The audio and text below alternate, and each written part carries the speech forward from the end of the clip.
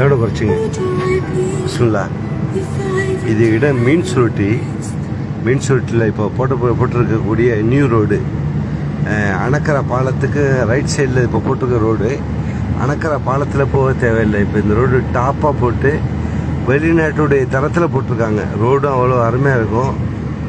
போகிறதுக்கு 3 ரோடு, வர்றதுக்கு 3 road, 6 road போட்டிருக்காங்க.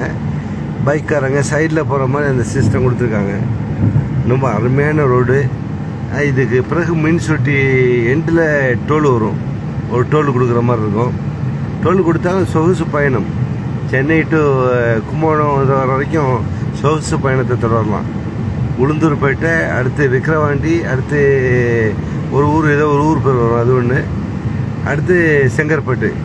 இந்த டோல் எல்லாம் கொடுத்து வந்தோம்னா சொகுசு பயணம் எந்த இது இல்லாமல் 6 மணி நேரத்தில் ரீச் ஆகிடலாம் கும்பகோணம். வரக்கூடிய சகோதரர்கள் இந்த ரோட்டை பயன்படுத்திங்க. எவ்வளோ டாப்பாக அமைச்சிருக்காங்க இந்த ரோடுடைய ஸ்டைலை பாருங்கள்.